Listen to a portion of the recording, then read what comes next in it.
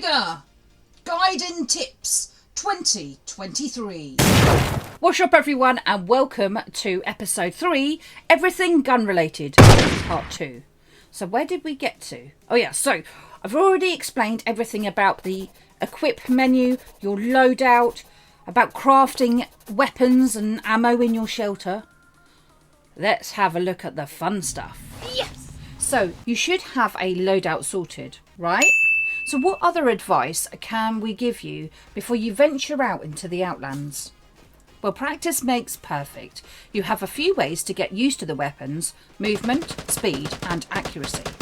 Just because you were a goat in Call of Duty something or another doesn't mean that you will be in Vigor. The shooting range is brilliant as it's there for you to use as much as you like, resetting the range at your own pace. You do not need any ammo in your loadout to try a weapon in the shooting range, and if you happen to have some in your backpack, do not worry as it will not affect your stash. Maybe try to fill your backpack with 4 different weapons and take them there to try them out. For your information, you cannot get your weapon out while in the shelter area except in the shooting range. There are challenges to try out by pressing the tomato timer here, which give you different targets to aim for, and as you unlock more weapons, you will gain more challenges. This will help you to get used to the feel of the weapons, the recoil, the speed and the sound. You will not need the weapons in your backpack to try out these challenges. The shooting settings are very standard, with shooting being right trigger, reload being X, and swapping shoulder view by pressing the right bumper. Try shooting while standing up, crouching and going prone using the B button. Tap B to crouch and hold B to go prone. You will notice that the crosshairs will come closer together if you crouch fire, and even more if you go prone. The bullets will hit somewhere in that bloom, so the closer the crosshairs are, the more accurate the shot. The crosshair colour is a default of white, and if you want to change this, it makes it easier to pinpoint your shot, especially in the snow maps. You can change the colour by pressing your 3 lines button, going to the options using your left and right bumpers, then select game. Here is the crosshair colour, and navigate through them using your left stick until you find a colour that suits you. For your information, when you get the final hit on an Outlander, your crosshairs go red, which is visually very useful in a noisy fight, so you might want to avoid that colour. Talking about crosshairs, if you are too near an object, you may find that the crosshairs go dotted. This means that even though the middle of your screen is clear, your gun will not hit that area as something else is in its way, like a rock or a doorway. If you see the dotted crosshair come up, then reposition until they go solid again. The default is hip firing, so if you want more control, press left trigger while you shoot, which brings the crosshairs in a little.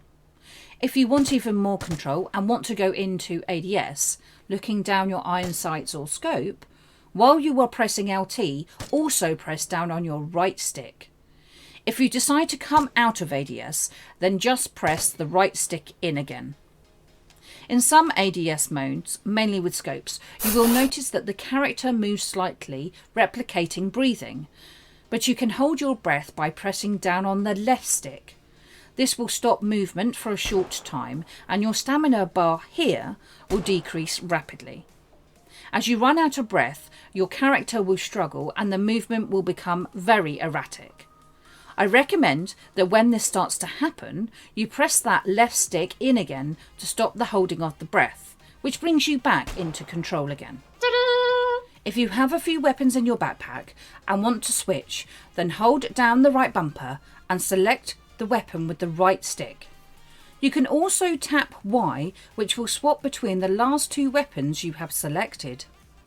You can change the rate of fire on most guns, but it will depend on their settings. Press down on the D-pad and this will rotate through the firing options for that weapon. Check your rate of fire as you spawn into an encounter, as some are automatically on single. SG1 comes to mind. Some Outlanders will change the rate of fire to single to give a more accurate shot at a distance. Another way to get some experience with the different weapons is to try a few games of the other modes, Shootout and Eliminations. Both of these modes are non-loadouts, so you don't have to worry about gear fear. You may well get a warning when you go to the maps page telling you if you have no weapon, no ammo, or even if your backpack is quite full. As a new player, you really want to collect as many weapons as you can, as well as weapon parts. They both come in the wooden weapon crates out in the encounters. Parts can be stacked in your backpack like all other lootables, but you may want to avoid the knife parts as they are just useless. Denied. For your information, you do not get any XP for picking up or getting out with any parts. It won't be long until you get yourself a nice weapon skin in the crates. Attach them by going to the Customize menu, then using left and right triggers, go to the Weapon Skins menu. Select the weapon and choose the skin you want, making sure it has a tick over it. You will see the skin on the weapon in all modes, but also in the armory. Talking of skins, in the store menu you will find all the skins for sale that you don't currently own. Using the left and right triggers, rotate through from the featured to cosmetics, where you will find the apparel and weapon skins options. The red circle with an exclamation mark means that there are new items to check out. If you click on the weapon skins option using A and again on assault rifles, go down to the bugle F1 and here you can check out all the skins available to buy. The prices will vary, but do you notice anything else? Maybe a partner Easter egg?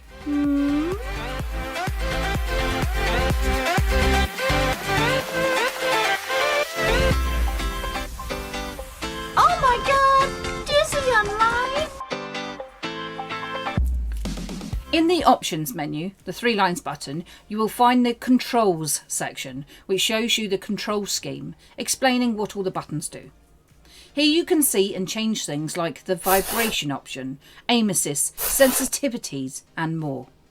Everyone is different, so it is worth having a play with the settings while you are in the shooting range to make them unique to you. If you get confused by them, just press X, which resets it back to the default. Vigor has produced a quick guide which is very useful. Press the 3 lines button and use your left and right bumpers to rotate through to get to the guide. Scroll down to the weapons and consumables using your left stick, clicking A for more details. You can find out what all the weapon types mean, and the visual aids are useful too. So what's the best gun in the game? That all depends on what style of play you like, what weapons you have, and mainly what you can craft. As a new player, there's no point getting excited about the AUR A1 when you have one in your stash and no plans or parts to make more. It's going to take some time to get that stash figure up before you can feel confident enough to go out there and get used to it. Unfortunately, as a new player, you need to get used to the fact that you will be rocking the white and grey weapons most of the time, as they are cheap to make, easy to get parts for, don't take long to craft, and easily found within the Outlands. So, what's a good white or grey weapon to rock then, Tiny? I can recommend a few to get you started. The PM63 Rack, which is a common submachine gun. The SKS, which is a common rifle. The ES16A2, which is a common assault rifle. The Thompson, which is a plentiful submachine gun. The M2 carbine, which is a plentiful rifle. And the VZ58P, which is a plentiful assault rifle. At the end of the day, use the modes and shooting range to get used to the feel of a gun, trying some challenges a few times, which will help you practice under pressure. Then try it out in the encounters and see how you get on. Maybe you can come back to me and recommend a different weapon for others to try. Here are a few final tips from the community for new players. Make sure you reset your backpack after each encounter. Never bring out your map while in the open. Be aware of your surroundings and the radiation wave direction. Never be the first to fire. They may be friendly and willing to help you. Hey others to show you are new and friendly. Never turn your back on anyone, not even if you think you have made a friend. Currently, every gun is a one-shot headshot. Crouch fire and burst for accuracy. Don't stand still, especially while shooting. Make sure your controller batteries aren't low. Make sure you have reloaded. Pre-fire around corners. Always be near to some form of cover. Be aware of your health, backing off to heal. Never assume that the other Outlander isn't looking at you. Lay down by those Outlander death boxes and loot away, swapping the higher rarity guns and ammo. Make sure you still have a weapon and ammo to defend yourself though. Be aware of the nearest exit and give yourself enough time to get out safely. You don't have to get into a fight. The aim of Vigor is to survive and get that loot out of the encounter. Is it worth the risk? I'm taking the time to... Why can't I have that all the time, guys? You know? Why can't I have that all the time? Where I just go, that's what I want to do with the gun. Let me know if you enjoyed the video by leaving it a like. In the next episode, I plan to cover consumables. So if you have any ideas, pop them in the comments below or even on the Discord.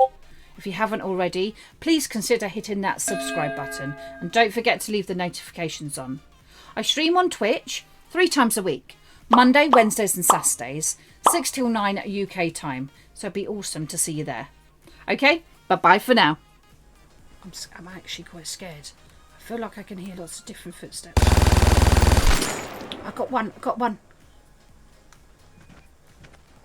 There's someone else here. 2. I've got 2.